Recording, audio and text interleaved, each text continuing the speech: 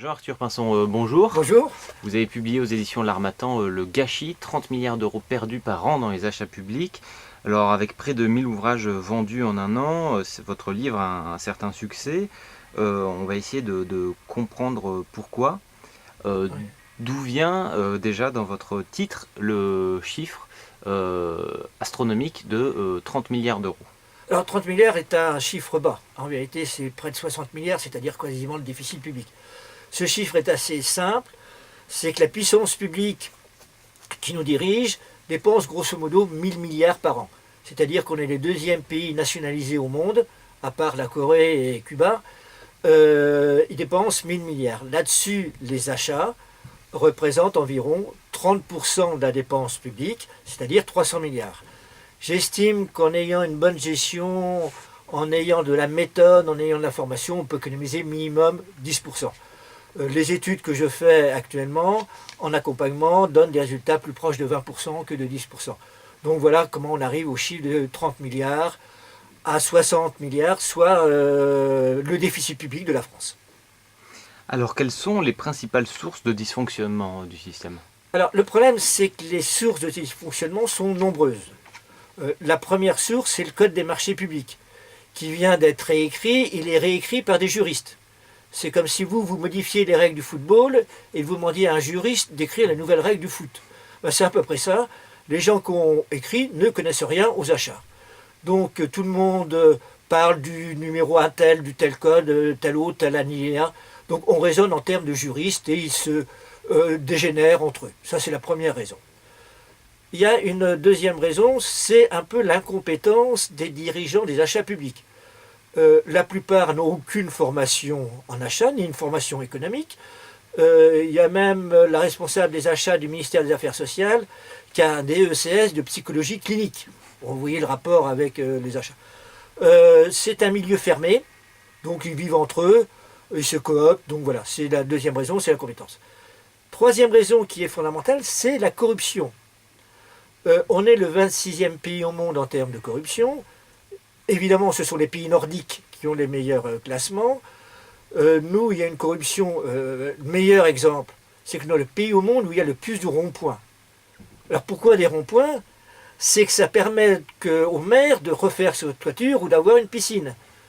Et la corruption n'est pas sanctionnée.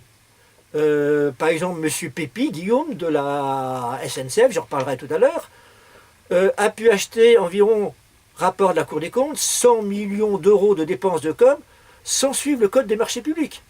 Il est toujours là. Alors je vous dirai un peu pourquoi il est toujours là. Donc voilà, donc la corruption est la troisième raison de ce problème dans les achats. Alors vous venez de nous donner quelques exemples du coup de corruption. Est-ce que vous pouvez nous donner maintenant d'autres exemples plus spécifiques de gâchis? Oui, alors les deux sont souvent mélangés. Alors on peut commencer, par exemple, tout le monde a entendu parler, on a acheté un mauvais système qui s'appelle l'écotaxe.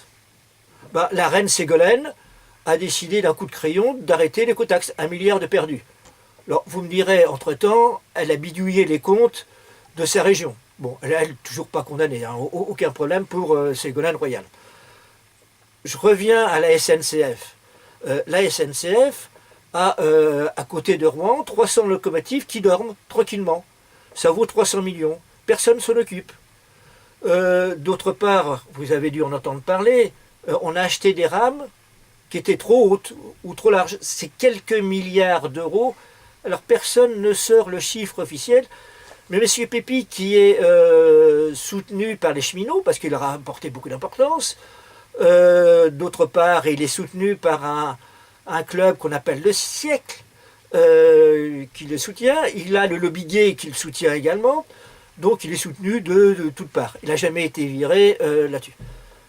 Et je crois que le plus gros scandale, j'en ai plein à vous raconter, c'est quand même Uramine. Uramine, Lauvergeon.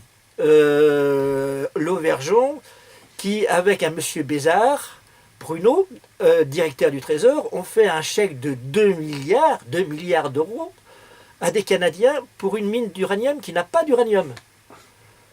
Donc c'est quand même... Et personne ne donne suite, 2 milliards sont partis en fumée, et il n'y a aucune sanction contre Lauvergeon. Alors il faut quand même dire que Lauvergeon est X-Mine, et M. Bézard est X majeur de l'ENA. Donc vous voyez nos élites dirigeantes, ce qu'elles arrivent à faire. Madoff est en prison pour 50 ans. Lauvergeon et Bézard, ils vivent. Alors Bézard, maintenant, il dirige un fonds de pension chinois. Il va pouvoir y mettre ses rétrocommissions. Merci. Alors du coup, quelles sont les spécificités de votre ouvrage selon vous?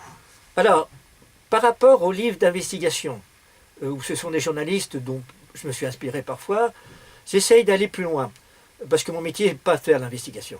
D'abord, j'essaye d'expliquer un peu en première partie, comme je vous l'ai dit, ce que c'est la puissance publique, etc. Ça, c'est un point important. Deuxième point, je donne un peu des exemples, hein, comme les livres d'investigation. Et troisièmement, j'essaie de donner des solutions.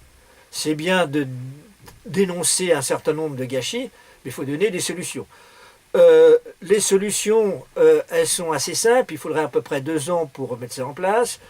L'une des premières solutions, il faudrait qu'il y ait un organisme de tutelle qui surveille l'ensemble des achats publics. Je pense qu'à ce niveau-là, ça serait la Cour des comptes qui serait bien de faire ça. Il faudrait mettre des sanctions et il faudrait surtout mettre des gens compétents à la tête des achats publics et mettre en place une formation systématique pour les acheteurs publics. Bon voilà, je propose des solutions, mais tout le monde s'en moque, en vérité. Pouvez-vous nous donner une conclusion La conclusion, c'est que mon livre, je l'ai distribué aux représentants de la primaire de droite pour essayer d'attirer leur attention. Personne n'en a parlé. Bon, j'hésite à le faire pour la primaire de gauche, mais bon, c'est peut-être encore un gâchis de 7 ou 8 ouvrages, parce que les achats n'ont pas l'air de les intéresser, vu qu'ils ne savent pas ce que c'est.